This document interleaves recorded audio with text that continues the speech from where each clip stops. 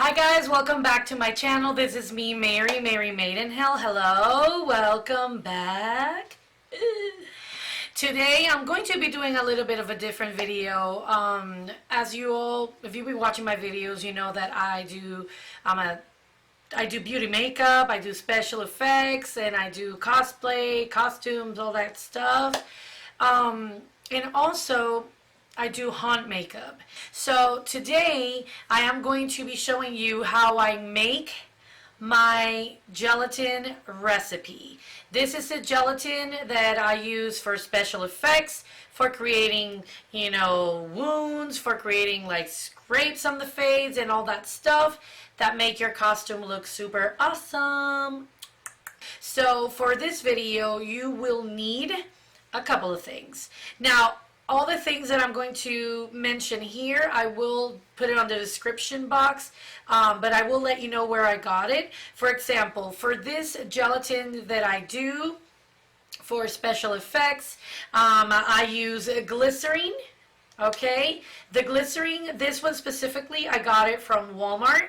Okay, I believe you can find it at any drugstore, any Walmart, Walgreens, you name it. And it's pretty cheap. It's like maybe like $3-4. This little bottle, this one is 6 ounces, but you're not going to need like a lot, so this will give you for, you know, many batches of gelatin. Okay, so first is the glycerin. The other thing you're going to need, and this one you can also find it at Walmart. This is actually a Walmart brand, the Great Value. This is the plain gelatin.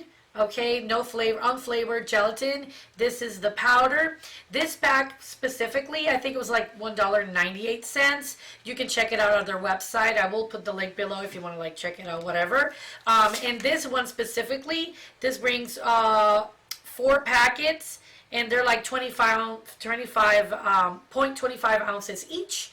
So yeah, I will let you know exactly the measurements of how I do it. I know there's many videos out there of people, you know, how they do their prosthetics and their gelatin, but this is how I do it and how I apply it, because it's very important how you apply it, because the gelatin is something that we are going to heat it up in the microwave. It's something that with heat, it can melt on your hand, it can melt on your face, and I will show you how to seal it so that doesn't happen. So the next item that we're going to be using, this is a little bit more intricate. This is a sorbitol. So sorbitol is like an alcohol sugar. This is used for like sugar-free stuff. It's sweetener, and be careful, this can be a laxative as well. Anyways, this product specifically, you just put a couple of drops in your batch, and what this will do, this will make it a lot stronger and thicker, so it won't rip as you either apply it or as you demold if you're going to do it in a mold. So yeah, this, you need this. I mean, you can use it without it, but it will, if you sweat too much, you know, it can like, you know, loosen it up. So this is good. So the other thing you're going to need, I'm not going to show it to you, but it is water. Okay, you're going to need regular water. Doesn't need to be special water. You're going to need water, and the water, we're going to go ahead and mix it together. I will show you how I do it in the measurements.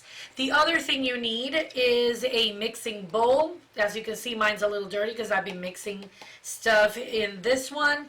So you just need a mixing bowl to like, and it needs to be microwave safe, okay? So if you find a bowl, you can use it, and yes. The other thing you will need will be, if you're doing it for a prosthetic and you just want to like pre-paint it, you can use whatever foundation your foundation color match is, and you can just use this to give it that skin tone feel. But if you would just want to do it like clear, you can actually tint it any color you like. So yeah, today I'm using this. I will show you the other tints that I have that are not foundation, but you can use them as well. And I will show them on the setting that I will have when I start mixing it and creating it for you.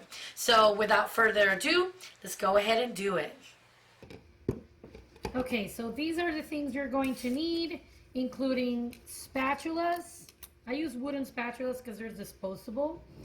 You will also need a spoon. None of this is toxic, so it doesn't matter if you use this spoon and then you put it on your dishwasher and sanitize it, whatever you want to do. Okay, so this is going to be short and simple. Now, basically, when it comes to the gelatin, okay, sorry about the camera. I'm doing kind of like a blog kind of feel anyways. So yeah, I'm actually in my kitchen. I was going to do it in the dining room, but I'm going to do it in the kitchen so you can actually see. Now, the packet of the gelatin. Now, the gelatin, this is actually a new packet. Let me open it really quick here. Don't want to break it out. So this specific package comes with four little gelatin packets, okay? For each packet of powder gelatin that you put in your cup, you are going to put 2 spoons of glycerin and 2 spoons of water, equal parts, okay? For each packet, it's 2 of each, okay? So make sure that you do that. So we're gonna go ahead and start. I'm going to be doing a small batch, so I'm just going to do 2 little packets. So that means if I'm doing 2 little packets, we're doing 4 spoons of each. Okay, so we have the glycerin there. Well, I'm sorry, the gelatin here. We have the gelatin there. Now we're going to put the glycerin. So it's going to be 4. Oh, make sure that you be careful you don't spill it. So it's 1, 2, 3, and 4. That is 4 of glycerin. Now, the water,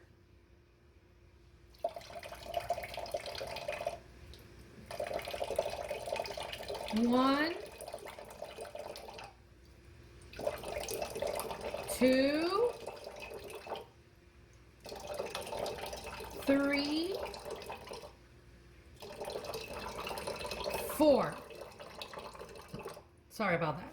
So, just to give you some information, when it comes to gelatin, depending on what kind of style of wound you want, you put a little bit more liquidy or you put a little bit more thick. For example, what I want to do, it's more kind of like, maybe like cuts or something like that. So I'm just going to add a little bit more water, half of a spoon. Okay. Like that, half of a spoon. Put it right in there, okay? And we're going to mix that, okay? Make sure that there's no little pieces of anything. And it's going to look like that. You see it's a little liquidy. So what I've seen on a lot of the YouTube videos, no shade, of course, definitely everybody has their own way of doing things, is that the consistency does matter when it comes to what you are making. You don't want to make it too thick where you can't spread it on your mold if you're going to be demolding prosthetics, or if you're going to be applying it, if you want like a smooth kind of feel, then you can make it a little bit more liquidy. Okay, see, it starts getting a little bit thicker. Okay, now we are going to stick this into the microwave, but you have to watch it. It's supposed to be not to boil. Don't let it boil. When you do this, you got to make sure that you're doing it in like maybe like 2 seconds intervals to like maybe up to 5 second intervals. Don't let it boil, and also don't let it get too hot, because whenever you're going to apply it on your skin, you want to make sure that you don't burn your hand, girl. Or if you're doing it for someone else, make sure that you don't burn them. Now, when it comes to the sorbitol right here, this is the sorbitol I said that I found at, I'll put it on the description box, but I did buy this from Etsy. I'll link the store where I got it from. I did check recently and they didn't have this one specifically. Anyways, you just add 1, 2, 4 drops, okay? It's okay if you drop a little bit more. That is completely fine. Okay. Now, this is my suggestion. The foundation, put it after you heat it up. Okay, because if you put the foundation first, for some reason it smells really bad. So you don't want to do that. So let's go ahead and heat it up. Okay, here it is. So we heated it up. It's not boiling or anything. It gets that kind of like clearer color a little bit. So this is the consistency you want if you want to do like something smooth on your skin, and then you can play with it. Okay, so this is a consistency. Now we're gonna go ahead, and this is the Juvia's Place foundation on my shade. This is the shade Malta 640. Okay, it says it right there, but obviously you're going to look for yours. Okay, so I'm gonna just put a little bit in there, and we're just gonna mix it up. Okay, mix it up, mix it up, mix it up. Now, I do suggest that you use a full cover foundation, because that way is a little bit easier, and then you don't have to spend too much foundation. You know what I mean? So you want to keep it in a budget, girl. Keep it in a budget. So look at the consistency of this. This will set. Okay, so this is the consistency you want for molds and for applying smooth surfaces. If you want to cover like an edge or something like that, you can use it like this and it will look really nice. Okay, so next thing, when you are going to be applying this, I suggest you apply first a layer of latex. This is one thing that I've seen. This is something that it melts with heat. So your body does, heat up when you're sweating, you're running around, specifically in a haunted house. So what you really want to do is we want to make sure that you put a layer of latex. It could be the cheapest latex, it doesn't matter. I mean, the better of quality, better, of course. But you put a layer of the latex first. You do the design that you want. You have like a little bit of I would say a couple of minutes before it actually sets and starts getting sticky. So you got to be very careful to make sure that you do the desired design that you want on your either face, your hand, or anything like that. But you see how cool this looks, and you can paint it. Okay, so I'm not going to put latex because of course we're just doing like a little demo, so I'm not going to put any latex. I am going to grab it. Obviously this is my foundation shade for I use it usually for my face. I've been going in the pool a lot, so my skin, it's a little bit darker, but we're just showing you how this works. So you just put a little layer, you see?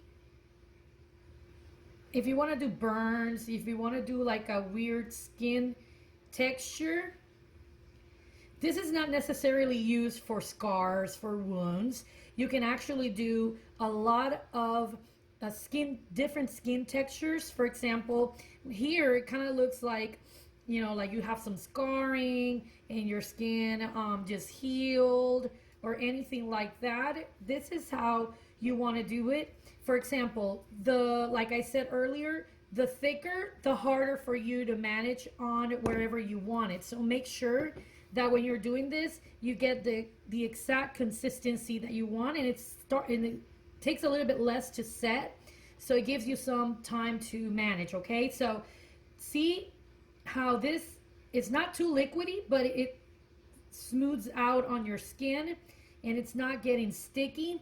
Now, I'm not saying that the way I do it is the best way, but let me tell you something. I've been doing this for a while now, and I do gelatin seamlessly. Okay, so this is something that you want to consider. Now, this one specifically, it's still wet enough, or like manageable still, so you can just do like this if you want to do it. See how nice? Nothing's sticking, nothing's doing like that. So you can just let it dry if you want to do like a cut. Let's do one here, you see, and then let's do one here. Okay, that's open there. There's nothing else you need to do. It won't pool or anything. Just let it dry, and you're going to use any kind of setting powder. It could be your skin tone preferably, but if you're doing like you just want to do like powder it so it does stop being sticky, you can use any translucent powder. I usually use the Ben 9 translucent powder. So yes, this is how it looks. Okay, it is definitely manageable. If you put a layer of latex, I'm telling you, this will not move even if you sweat. Or if you want to put some Pros-Aid, you can do that also. I don't know if you know how to use Pros-Aid, but that works as well. So if you want to do this, okay, on your face, if you want to do it on anything that you find, so you can do anything you desire for Halloween or for whatever you want to use it, costume, cosplay, you name it, anything works. So yeah, my suggestion is to powder it so you get that shininess out of it and the stickiness, because you see it's starting to get sticky, right? But you see how nice and seamless that looks. Okay, like I said, I'm not saying that my gelatin is the best recipe out there or the way to do it, but it works for me. I've been doing makeup for haunted houses, and I've been doing cosplay, and I've been a makeup artist for a while, and this always works. And it's, you know, right out of the kit. It's something that you can make, you can store it, okay, and it will be nice for you to use it whenever you need it. And look how cool it looks. You see, you can do all kinds of skin texture, okay? So if you have any questions in regards to anything, you can leave the comments below, and I'll be more than happy to answer any questions you have. I want to make this video, you know, simple enough, because this is definitely not a hard thing to do if you're trying to, you know, do special effects on a budget. Now, last tip. Once you're done doing everything, before you powder, do a layer of latex, okay? Do a layer of latex, a thin layer of latex, because you don't want to put any rough edges on it, and then you powder it, and then you can do whatever you want. The latex, it dries up clear, unless you're getting like a tinted latex, which I never do, but anyways, because I like to paint over it with airbrush and whatever.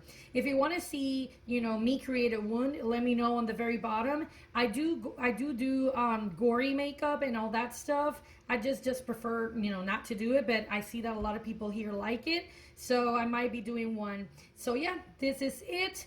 Just put latex, powder it down. It's gonna look super nice. And while you're doing that, you see the consistency on this. It's starting to get sticky. You just let it dry. Cover it with the lid, and you can reuse it, reheat it, and you have your gelatin ready to use. Okay, so this is how I do it. Guys, I am back. So yes, that you just saw the video. That is how I do my special effects to gelatin for wounds, for scars, for any kind of skin texture you want, for your Halloween costume, if you wear it at a haunt, if you just want to do something creative and you just want to do something fantasy, something special effects, then you're more than welcome to try my recipe. Leave it on the comments below if you tried it and if you liked it. What do you feel about it? If you have any suggestions, you're more than welcome. Yes, I love constructive criticism, but like I said, that is the way I do my gelatin for special effects. That is the way that I do it specifically mostly for haunted houses, because for haunted houses the actors do sweat a lot, and if we need something, you know, right out of the moment that we can just create there if we have the time, then you can do this and it will definitely be worth it. You won't regret it, and it will last all night.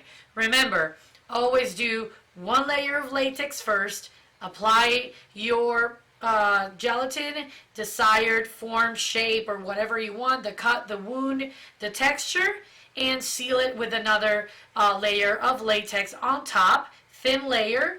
And after that, just apply your translucent powder, your translucent powder, or you can use your regular powder, which is probably your beauty makeup powder that you use. So yeah, I did set it a little bit so you can see I didn't paint it or anything. If you want to see me do gore, include gore, makeup, wounds, scars, like textures on this face, just let me know and I'd be more than happy to film more videos for you. I am more into the fantasy, creative kind of side, but I do like me some gore makeup. But anyways, thank you so much for watching. Remember to subscribe to my channel, leave a thumbs up if you haven't done that yet. I love it, having you here and supporting my small channel still. Thank you so, so much for watching. Remember to click on the notification bell so whenever I upload another video, you get notified. And yeah, thank you for being here. I love you very much, and I'll see you in the next one. Bye.